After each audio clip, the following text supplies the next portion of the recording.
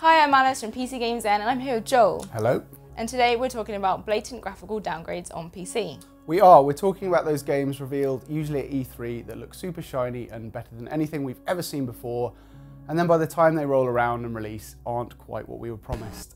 We've got open world games, shooters, more open world games, some Ubisoft games, a range of things that weren't quite what we were promised by the time they hit the shelves.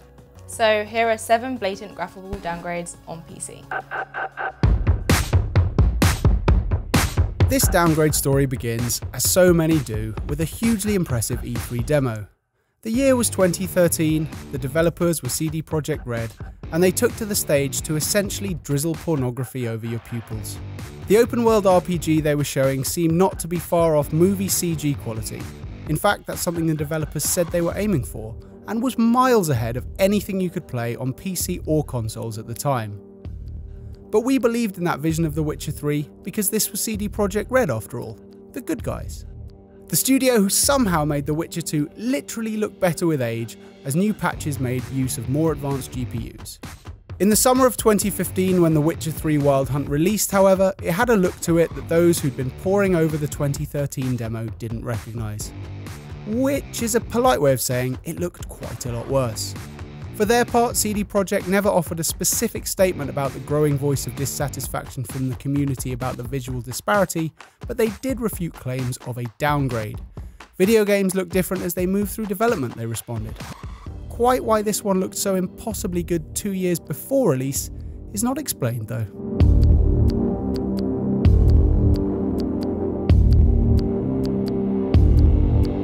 Ubisoft are the Beatles of graphical downgrades, and Watch Dogs is their White Album.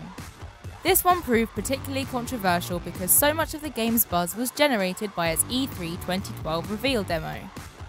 Remember how Aiden's coat flapped about in the light so convincingly? Remember the beautiful weather effects playing across the heavily populated streets of Chicago? Crikey, remember that moment when he caused a blackout across the whole city? And remember when the game actually came out and it looked like an Etch-a-Sketch? Yeah, something happened along the way there, didn't it, Ubisoft? Something that changed the levels of visual fidelity quite dramatically. In fact, such was the level of disparity from E3 to final build that UB CEO Yves Guillemot almost came out and admitted wrongdoing. If it can't be played on a target machine, it can be a risk, he said, while competing in the World Understatement of the Year Championships.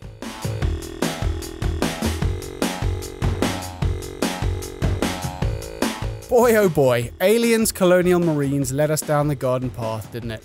For a while there, we all believed in Randy Pitchford and company to deliver the goods. We all thought a game about shooting xenomorphs might be nice.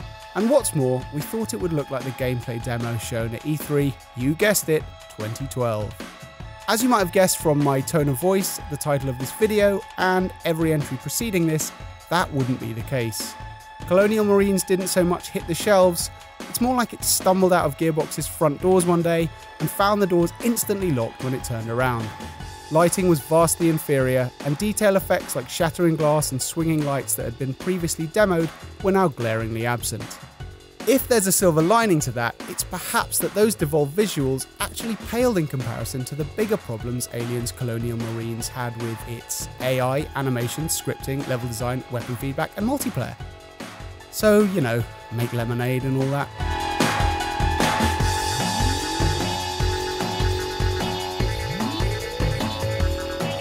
It wouldn't be fair to say Mass Effect Andromeda was graphically downgraded during its development. The Tempest and its crew look as shiny in Chrome now as they ever did, but it seems as if they weren't sufficiently upgraded, even when those famous animation flaws were called out months before release. They first cropped up in a gameplay reveal before Christmas. At the time, BioWare assured us that facial animation would be worked on all the way up to launch. Then in January, a GIF highlighted the same issue. Poor protagonist Sarah Ryder looked like she was up to the eyeballs in Botox. Soon afterwards, BioWare head Aaron Flynn said the studio would improve on the bug in question. But sadly, we all know what happened next. At release, Andromeda's funny faces became the symbol of a game crumbling under its own ambition. A real shame for BioWare Montreal, whose first solo project will forever be associated with wonky lips.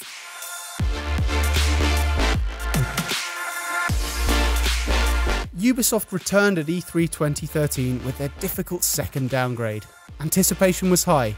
How could they possibly top the disappointment of Watch Dogs? By Clancy if they didn't give it their best shot though. The Division stunned with an assault on a floodlit police station. The scene looked as sharp as the winter air, which was visible on the lips of its sleeper agents. Nice touch that. By comparison, the showing in 2015 looked a little smudged, as if Yves Guillemot had accidentally wiped his thumb across the lens.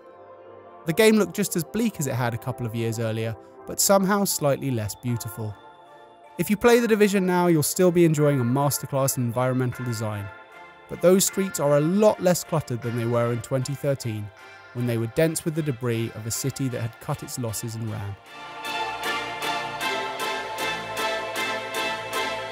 Oh Ubi, back again?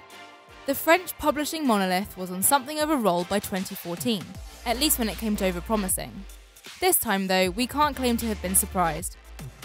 The first gameplay footage of Rainbow Six Siege was supposedly captured from a pre-alpha multiplayer match, but it was a multiplayer match that had been flagrantly Hollywoodized.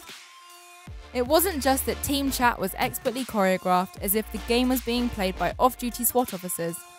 It was the hostage who flinched away from the guns of her captors and spoke directly into the drone's camera with the help of a variety of custom animations.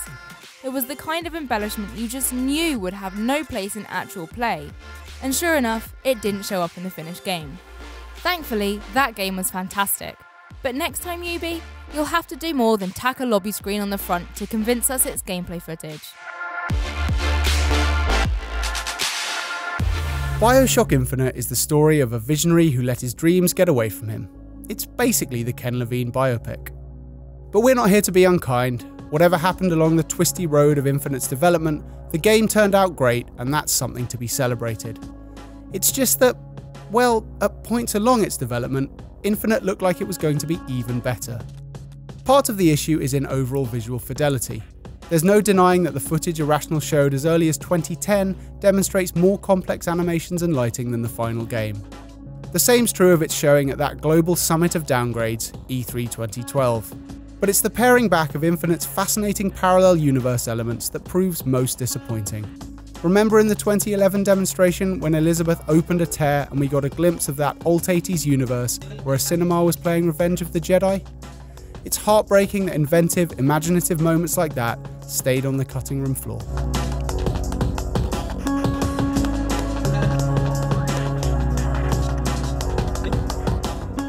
Okay, that's it for this week. If you liked what you saw, even if it wasn't what you were promised in the first place, do subscribe to the channel for more. And leave us a comment below telling us what downgrade disappointed you the most.